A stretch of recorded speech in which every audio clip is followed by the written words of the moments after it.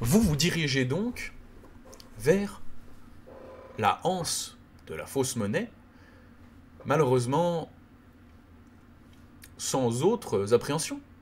Vous connaissez les hommes, vous connaissez le chemin, vous connaissez même le mot de passe. Pourtant simple, les chiens aboient, la caravane passe. On vous ouvrira même les portes du camp. Et puis, au fur et à mesure que vous avancez, vous commencez à reconnaître les cailloux, vous commencez à reconnaître les arbres. Vous vous approchez du camp et reviennent en mémoire des choses dont même votre ancien vous n'avait que peu de souvenirs. Vous vous souvenez de la taverne de Stapi. Mais à l'époque, on y mangeait bien. Et ce n'était pas Agrune qui en était le chef. Vous vous souvenez de la cour d'école, remplacée par l'église dans le Stapi actuel. Et au fur et à mesure que vous avancez vers le camp, des bribes de la mémoire de votre enfance vous reviennent. On l'a dit dans le chat, Corocol l'a particulièrement évoqué, alors que vous montez avec ce cheval durant encore 3 petites heures, et que vous arrivez aux abords du camp des médaillés verts de gris, sur les coups de 23 heures, une lune rouge d'automne brille au-dessus de la montagne, et vous venez de vous souvenir de la première attaque à laquelle vous avez participé, enfant, quand les brigands ont déferlé dans Stapi et vous ont emporté en tant qu'otage. Un choix moral s'offre à vous. Vous savez donc... Gloobie-bloob, c'est bon, sois pas cynique. Vous savez donc maintenant que vous êtes sans doute, comme l'avait dû être Éole, un des enfants volés par les brigands. Vous avez le choix. Vous pouvez profiter de vos galons et rentrer dans le camp en tant que brigand. Annoncer simplement que vous avez survécu, après avoir fui bien sûr, et vous confronter à Edwin. Ou alors vous pouvez vous dire que finalement cette perte de mémoire était peut-être la meilleure chose qui pouvait vous arriver, et décider de vivre pour vous-même loin des brigands. Tentez donc d'entrer dans le camp et de retrouver le magicien sans l'aide des brigands, et même en piquant quelques-uns par vengeance.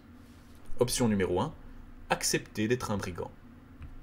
Option numéro 2, décidez que non.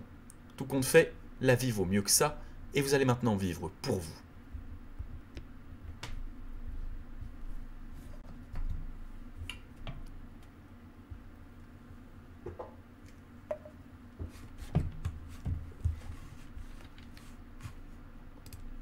Vous avez pour choisir 30 petites secondes.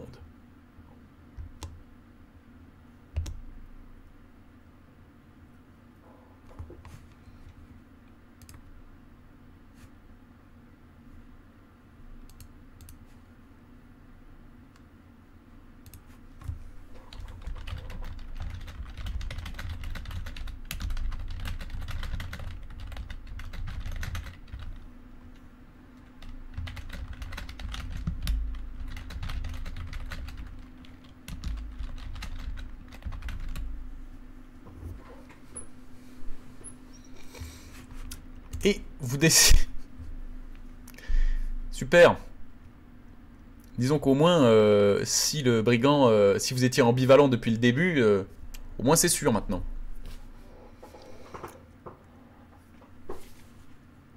Donc, soit vous acceptez que vous êtes un brigand, et donc vous réintégrez les verts de gris, soit vous décidez que non. On va relancer ce vote, s'il vous plaît, avec 1 minute cette fois-ci. Essayez d'être un poil moins schizophrène.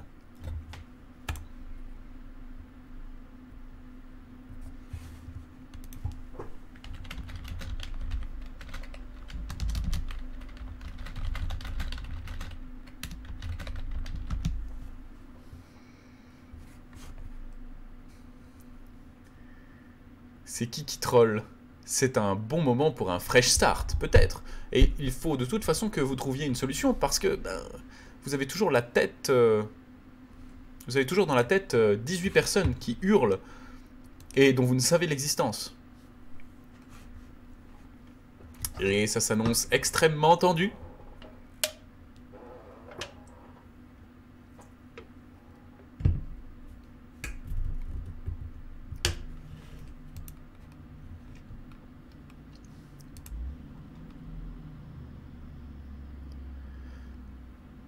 Oh mais vous faites chier! Bon, eh bien, à 6 voix contre 6 cette fois, je crois qu'on n'a jamais eu autant de votants, nous allons devoir relancer ce vote.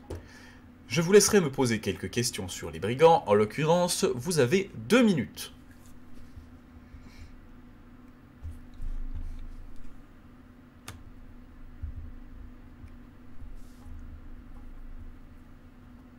On peut relancer ce vote maintenant. Je sens que le pathos qu'on évoquait commence à prendre le chat. Est-ce qu'on arrive à relancer le même vote? Parfait. Ça veut se venger.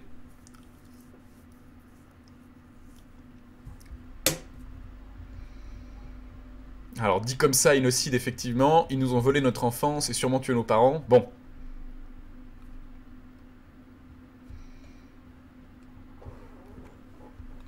La magie risque peut-être d'être... Le mage risque peut-être d'être difficile à convaincre.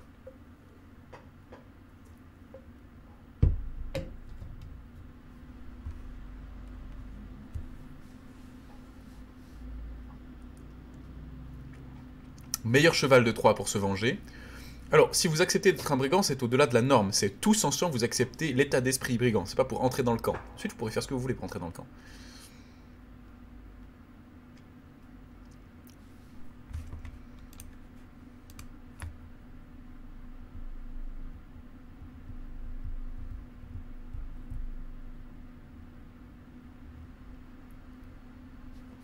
Ah, on voit que le vote est toujours aussi serré, un tout petit peu moins. Mais est-ce que brigand, c'est une bonne ou une mauvaise situation? Moi, je pense qu'il y a surtout des rencontres, des gens dans la tête des autres. Enfin, voilà. On ne sait jamais vraiment ce qui se passe.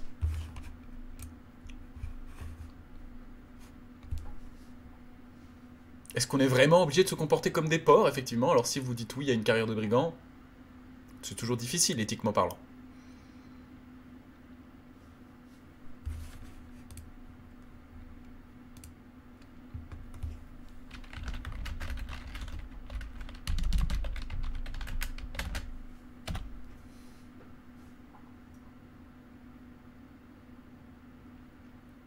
Effectivement.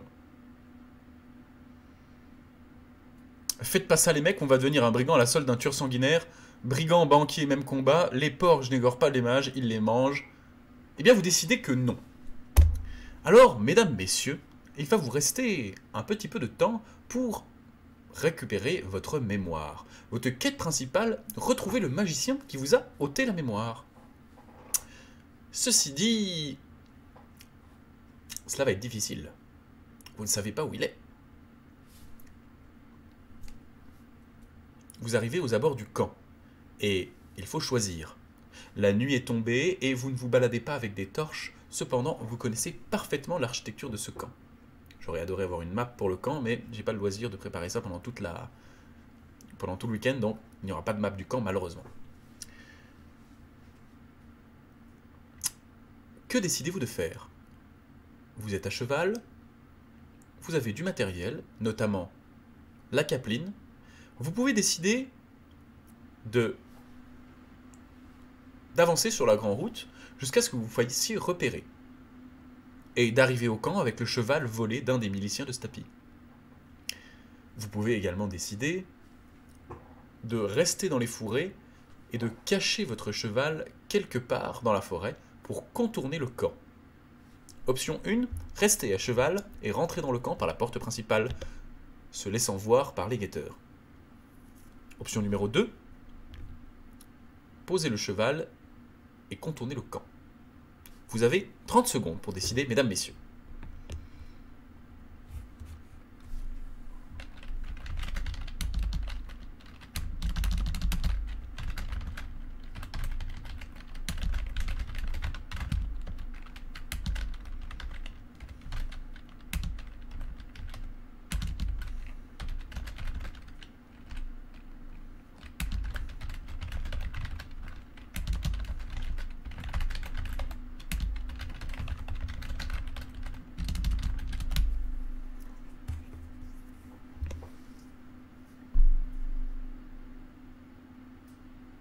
Alors, Gangsta Life ou on reste en mode discretos. Alors, effectivement, vous avez l'avantage double de pouvoir appartenir au camp.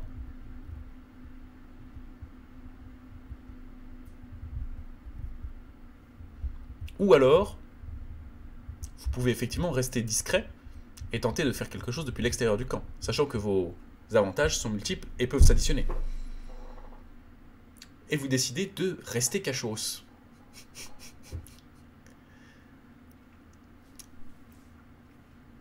Vous accrochez votre cheval et vous entrez en mode fantôme, effectivement. Avant de quitter ce magnifique cheval gris pommelé que vous avez volé avec tant d'ardeur, quelque chose vous dit que vous ne le reverrez pas de sitôt. En tout cas, pas avant la prochaine session. Alors, je vais laisser une petite minute dans le chat pour donner des noms à ce cheval. Et avant que vous le quittiez, pour en faire véritablement votre monture, vous allez le nommer. Bonne chance. Nous avons Stéphane le cheval. Nous avons Ablette. Nous avons Rototo, Razmotte. C'est un cheval gris pommelé. Nous avons Blotton. Ah, Rototo ou Blotton gagnent des voix. Endurance, magnifique, on dirait une caravelle partie pour découvrir le nouveau monde. Nous avons 2 voix pour Blotton. Il n'a pas un œil qui démerde à l'autre. Stéphane semble regagner des voix. Jaropal vote donc pour Stéphane. Nous avons donc Stéphane, Blotton et Rototo pour l'instant. Ah, un Ablette. Pour l'instant, Stéphane, Ablette, Acier. Pas mal aussi.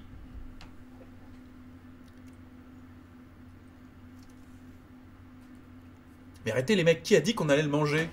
C'est vous qui avez décidé que vous vouliez le manger, mais personne n'a parlé de manger le cheval. Grisou, malheureusement, il y a d'autres voix. Forge of War 2, en cas de coup dur. Ah, Grisou. Bien. Alors, vous avez 4 choix. Vous pouvez nommer votre cheval Grisou. Numéro 1. Vous pouvez également nommer ce magnifique cheval Blotton. Numéro 2. Vous pouvez nommer ce cheval également Rototo. Forcément, bah, voilà. Et vous pouvez également décider de nommer ce cheval Stéphane. Et alors que notre cher Janus se retrouve avec 19 personnes dans sa tête, une certitude de vengeance et la capacité de discrètement s'infiltrer dans le camp où il a grandi, où on lui a volé son enfance, il décidera donc d'appeler son cheval. Vous avez 30 secondes.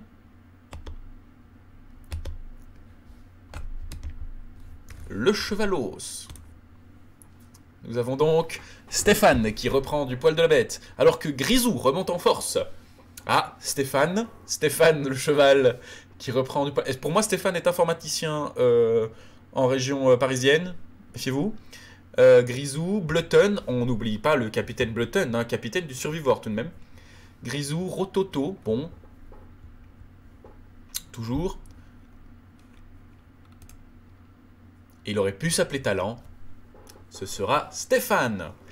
Dites bonjour à votre gris pommelé Stéphane, qui vous regarde partir sans crainte depuis que c'est vous qui le montez. J'espère que vous ne regretterez pas votre choix et faites une place à Stéphane dans votre cœur.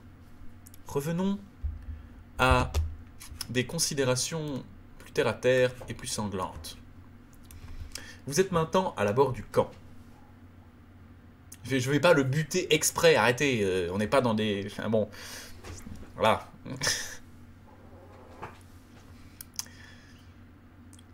On sent qu'il y en a qui ont vécu des traumatismes. Hein. Corocol, il a fait des jeux de rôle où on lui a buté sa monture, ça se sent. Vous décidez de contourner le camp. Le fameux camp se compose comme suit. Vous avez avant tout une allée principale. Le camp est encerclé d'une toute petite muraille de bois sur laquelle il y a des sentinelles. Un seul chemin traverse le camp. Au bout de ce chemin, il y a la tente du capitaine Edwin. À gauche et à droite de ce chemin s'étalent les tentes des différents habitants du camp. À gauche et à droite de la tente d'Edwin, il y a respectivement le stock et le réfectoire. Deux grandes tentes, toutes très cyniquement volées à l'armée d'Aufsor, mais recouvertes de cette fameuse teinture vert de gris qu'ils mettent sur tous les bâtiments. Ainsi, le camp se fond parfaitement dans la nuit et n'est éclairé que par quelques torches. Imaginez-vous donc bien le camp comme une ligne généralisée, avec à gauche et à droite les tentes des hommes, au fond la tente de Edwin, à gauche de la tente d'Edwin une large tente qui sert de stock, et à droite de la tente d'Edwin une très large tente qui sert de réfectoire. Les latrines sont à l'extérieur du camp, vous ne savez pas où elles sont mais elles existent, tandis que le point d'eau doit être proche de la rivière que vous entendez couler. Que décidez-vous de faire? Vous avez la possibilité de contourner pour aller directement dans la tente d'Edwin. Et donc passer la muraille là-bas. Option numéro 1. Vous avez la possibilité d'entrer du côté du réfectoire, entre le réfectoire et les tentes. Option numéro 2. Ou vous avez la possibilité d'entrer de l'autre côté, du côté du stock.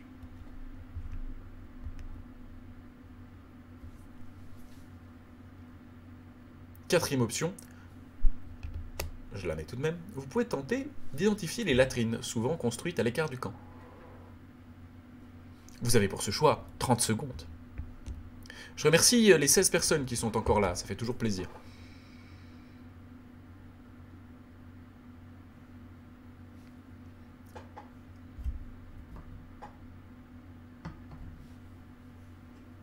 Je vois que les démons se font plaisir, c'est la fin de ce stream, allez-y. Allez-y, faites-vous plaisir.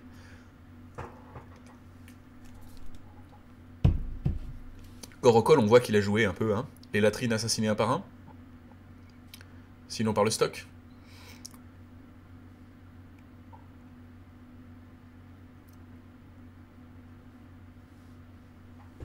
Vous n'avez pas la dalle, Gricro. Pas du tout. Il s'avère que vous êtes particulièrement bien repu après avoir volé le ragoût de la bergère. Vous contournez donc tout le camp et vous vous faufilez par les murailles en direction du stock. Heureusement, une certitude vient renforcer ce que vous estimiez déjà. Les vers de gris n'ont jamais été trop nombreux et, à leur grande ferveur, ils étaient une 60aine d'hommes. Comptez les 20 qui ont péri durant l'attaque et ceux qui ont sûrement dû fuir. Oui, c'est pas parce que vous avez la dalle que vous mangez Stéphane, hein? Attention. Stéphane, pour ceux qui ne suivent pas, c'est le cheval. On mange pas Stéphane. En réalité, le camp n'est occupé que par une vingtaine, voire une trentaine d'hommes. Les sentinelles ont des gardes extrêmement lentes, et vous avez donc la possibilité, cachée derrière le muret, d'attendre une sentinelle et de l'emporter vers vous, ou alors de passer quand les sentinelles ne sont pas là, entre deux torches, entre deux rondes. Attendre d'être proche d'une sentinelle et tenter de l'éliminer pour passer, ou tenter de passer entre deux sentinelles. Attendre d'être une sentinelle et l'éliminer, attendre de passer entre deux sentinelles. Vous avez 30 secondes.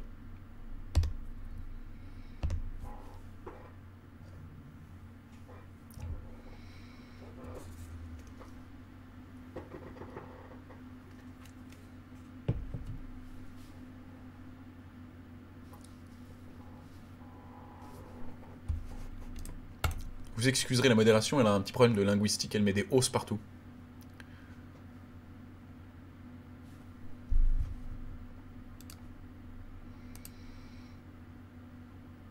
Alors il s'agit... Parfait. Le vote s'est retourné au dernier moment et vous avez donc décidé de passer entre deux sentinelles. Les hommes sont fatigués, ils marchent lentement le long de la petite muraille en bois, vous gravissez rapidement et vous vous laissez couler le long de la façade.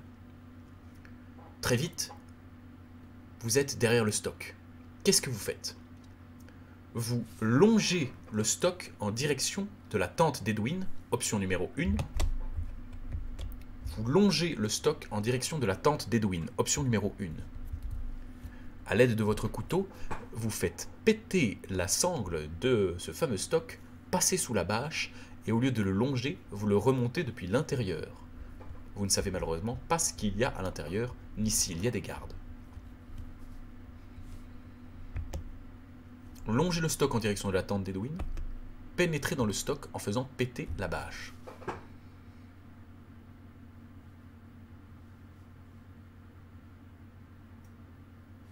Vous avez 30 secondes. Action!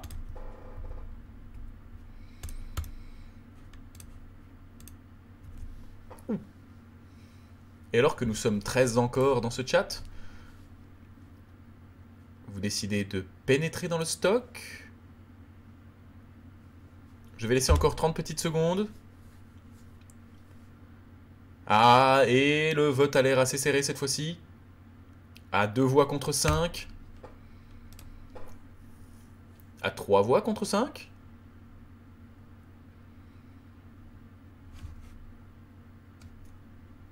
Ah, et nous sommes 13, il y aura donc peu de voix supplémentaires. Vous décidez donc... Ah, je n'ai rien dit. Quelqu'un est en train de jouer sa life sur cette décision. Et non, à 11 voix, ce qui est tout de même rassurant, sachant qu'on est 13 sur ce stream, vous décidez de pénétrer dans le stock. Vous faites sauter la bâche, et vous voyez, au fond du stock, devant la magnifique... Ah oui, vous savez pas s'il y en a, mais en vrai, il y en a. Devant la magnifique ouverture avec une torche au fond qui se dessine en triangle sur la nuit, vous voyez la silhouette d'un garde. Il est en train de boire. Il est à côté d'une torche. Il ne vous a pas vu. Vous avez devant vous tout le stock.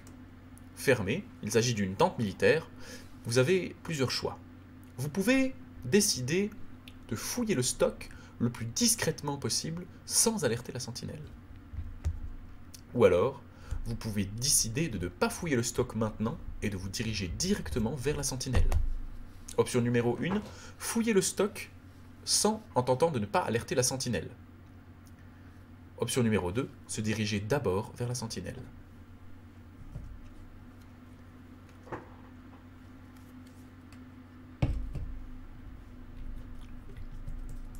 Vous avez 30 secondes.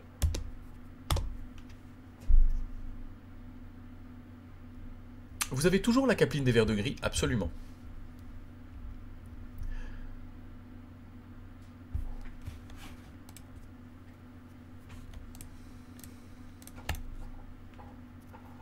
Et il est possible de l'enfiler à n'importe quel moment. Dans le chat, sans lancer un nouveau vote, est-ce que vous voulez enfiler la capeline des vers de gris ?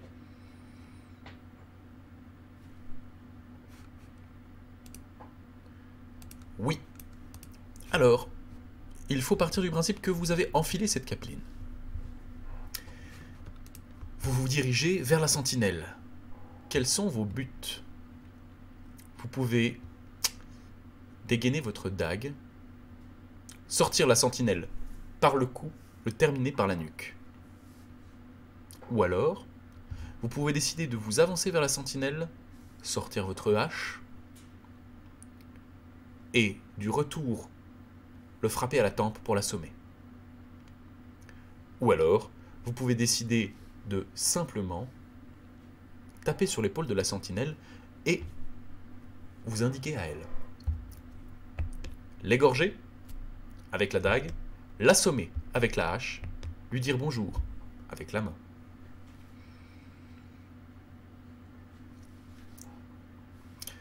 Vous déciderez s'il s'agit de l'égorger.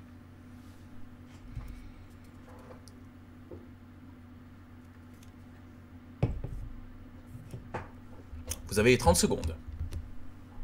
Vous remarquez que la fin du stream octroie une gorgée de bière à chaque choix.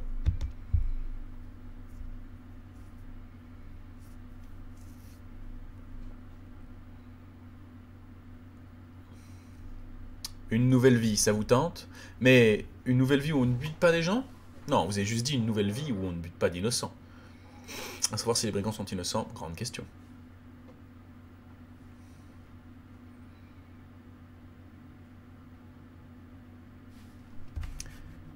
Et... Ah... d'accord. Tout de même. Il est à voir que, à part pour le pauvre fils du bourgmestre, le chat, 14 personnes d'ailleurs encore, merci beaucoup, le chat est plutôt pacifiste, et c'est un plaisir.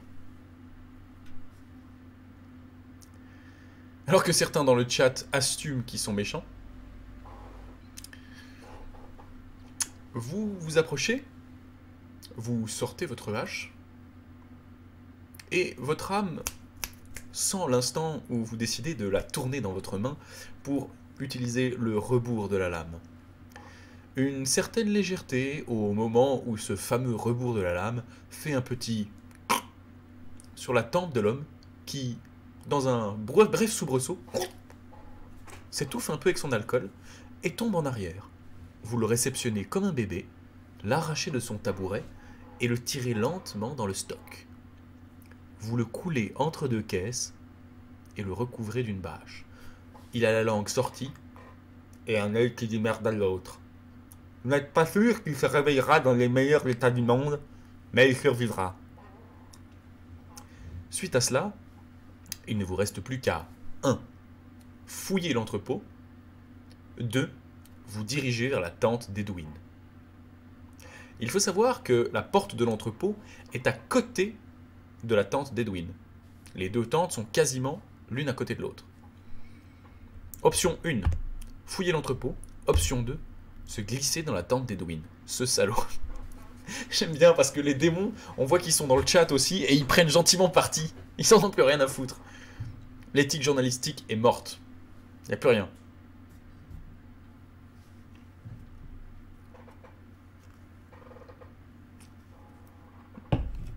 Gréco pose une question absolument pertinente. Quand sont les relèves? Normalement, c'est un camp de brigands. Les relèves, c'est à la nuit. Phobosov dit, lui, c'était, bon, juste peut-être un magasinier. Il n'y a pas de raison de l'égorger. Alors que le fils du bourgmestre, au moins, lui, c'était un vrai salaud. On laisse le chrono s'écouler, excusez-moi.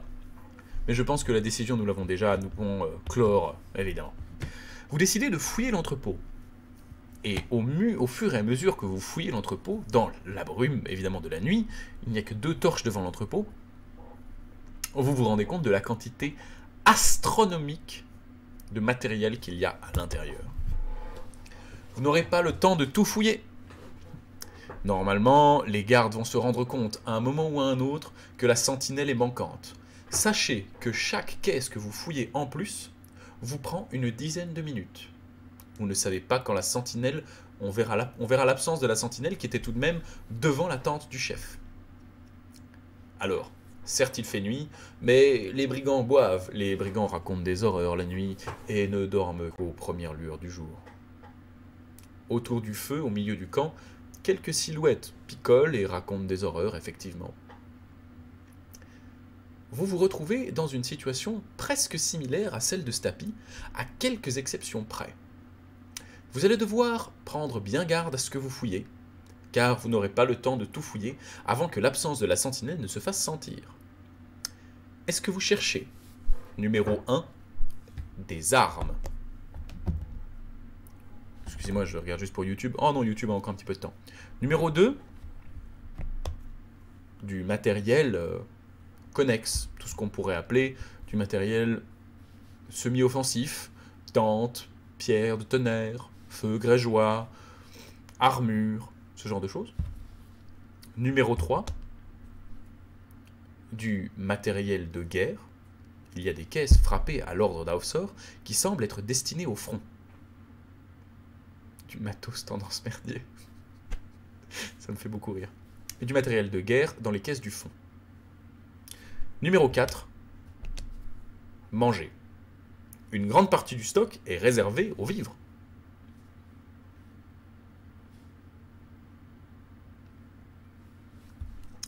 Je vous laisse 60 secondes pour décider.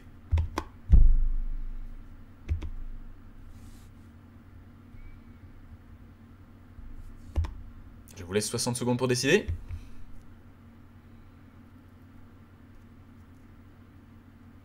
Non? Pas 60 secondes pour décider?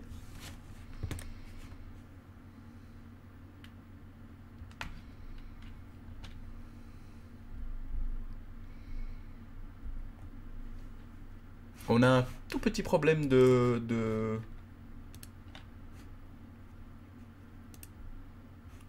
Je pense qu'on a un petit problème de sondage. Non, nous n'avons pas de problème de sondage. Formidable.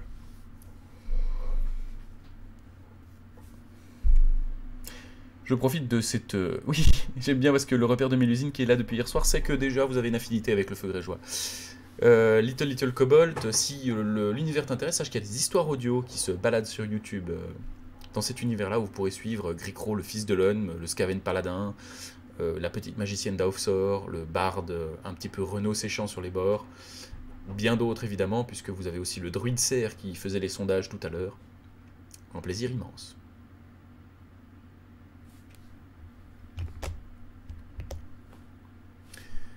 Que cherchez-vous? Des armes, du matos secondaire, comme on dit, mais également du matos qui vient des caisses de guerre, apparemment frappé avec le sceau d'Aufsor, dans le fond, ou à manger. Merci Phobosov pour la pub. Et vous farfouillez du matos bazar. Dans le matos bazar, vous avez également un certain nombre de choix. Les caisses de guerre seront donc pour plus tard. Vous pouvez... Merci Boomrotos pour le follow. Vous pouvez vous concentrer sur un rangement qui vous semble être très prometteur, puisqu'il donne l'avis qu'il est rempli d'armure et de boucliers. Il s'agit donc de protection, numéro 1. De la protection. Le deuxième rangement semble être du matériel de survie. Vous y voyez des jerrycans d'huile, des tentures, des cordes, des poulies, des cranequins. Tout cela, il s'agit de ce qu'on appellerait du matériel logistique. Numéro 2. Survie, quel ennui. Soyez un petit peu objectif, mes démons, s'il vous plaît. Je sais que ça fait 2 semaines que vous souffrez. Essayez d'être au moins objectif. Un poil objectif. En vrai, l'invocation se perd avec tout le reste, ma bonne dame. Troisième option, il s'agit de sacs fermés dont vous ignorez la contenance, mais qui ont l'air remplis de dés ou de boules ou de quelque chose dans cet ordre-là. Ce sont des grands sacs, un peu à l'écart, dans des compartiments sécurisés. Des sacs avec à l'intérieur des petits éléments séparés.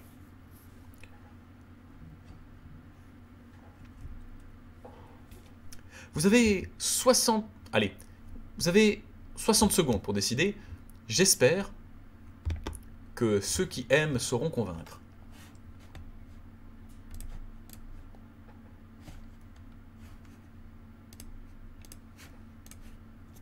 Mais pourquoi le 3? Gricro, un petit souvenir? Il pourrait y avoir mieux que des pierres de foudre. Mais vous êtes pas mort, espèce de connard?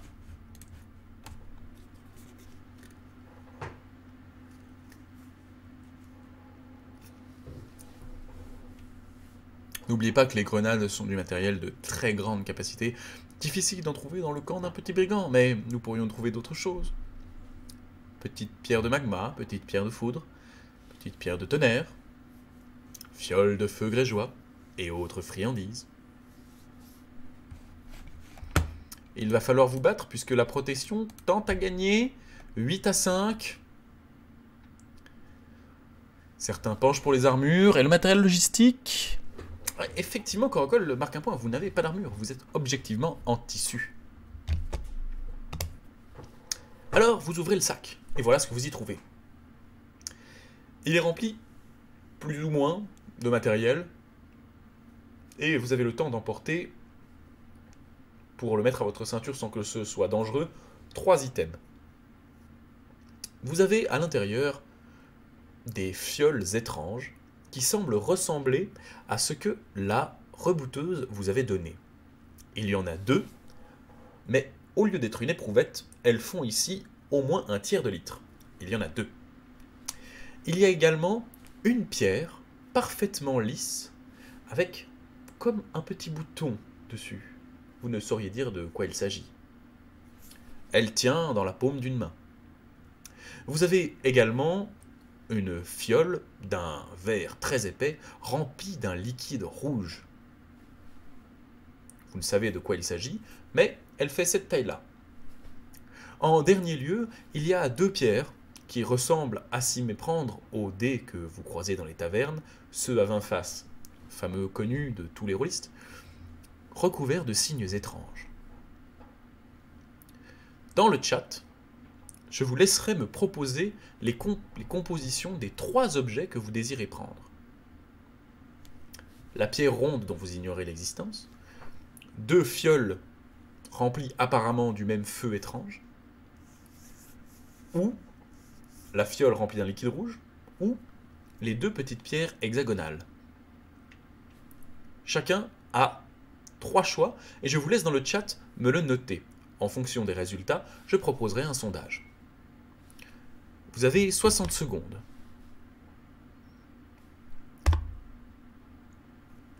Il faut vous me proposer dans le chat ce que vous prenez. 3 de ce que vous avez trouvé là. Les 3 premiers, c'est-à-dire les deux fioles, pierre hexagonale. Vous ne pouvez pas tout prendre, vous ne pouvez prendre que 3 objets. Sinon, vous risquez de les lâcher, alors qu'ici, vous pourrez les ranger dans votre ceinture. Pierre hexagonale, grosse fiole, petite fiole. Fieu grégeois, pierre avec le bouton, pierre hexagonale. Hexagonale, c'est une pierre de tonnerre, c'est nul à chier, vous dit Inocide. Feu grégeois, fioles inconnues, boule lisse avec un bouton pour Phobosoph. Feu grégeois, en tout cas, il y aura du feu grégeois. Parfait. Pierre ronde, grosse fiole, petite fiole. Nous allons procéder de la sorte. J'espère qu'au sondage, vous êtes prêts. Je vais détailler tout l'inventaire de ce que j'ai donné. Je vous laisserai choisir à ce moment-là. Vous avez, je vous rappelle, 3 possibilités de prendre un item. 3 possibilités. Vous avez 2 fioles de feu grégeois. Est-ce que vous décidez de n'en prendre, option 1, aucune, 0 fiole? Est-ce que vous décidez d'en prendre une? Est-ce que vous décidez d'en prendre 2? Aucune fiole de feu grégeois, une seule fiole, 2 fioles. Je vous laisse 30 secondes. En vrai, je vous laisse vraiment très peu de temps. Décidez-vous vite.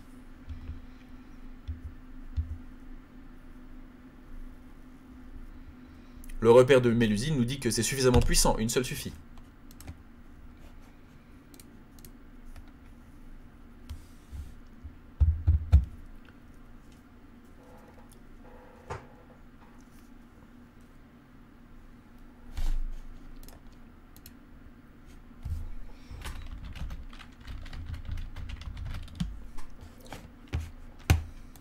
Et je pense que nous pouvons terminer le vote ici, puisque vous allez déjà prendre une fiole de feu grégeois. Vous l'emportez, et vous l'accrochez à votre ceinture. 15 PO la fiole. Je pense que tu pourrais revoir tes... C'est plus 25 ou 50, si je me souviens bien. Oui, voilà. Ensuite, vous avez cette pierre ronde qui tient dans la paume d'une main avec un petit bouton dessus. Vous la prenez ou vous la prenez pas? Vous la prenez? Vous la prenez pas? Vous la prenez? Vous la prenez pas? Vous la prenez? Vous la prenez pas? Vous la prenez? Vous la prenez pas? Et il la prend? Il la prend pas. Et vous pouvez pas faire ça, les démons. C'est trop facile, ça. Il y en a bien un qui devrait dire on la prend pas. Je sais que vous avez envie d'influer le cours du jeu, mais voilà. Restez dans vos bouquins. Non, mais arrêtez! Non, sérieusement. Si vous laissez ça comme ça, je propose un chat, je propose un vote où les deux options c'est on la prend pas. Vous la prenez. Parfait. 30 secondes, s'il vous plaît.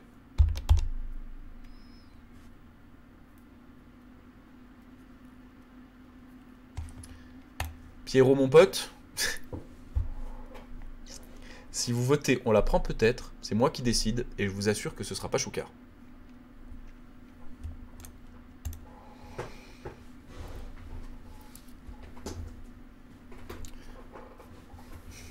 On prend. De toute façon, toujours. Et ensuite, on avise. YouTube, je pense que la VOD est largement expirée. Oh là là, oui, on va faire une petite pause et vous aurez la fin la prochaine fois.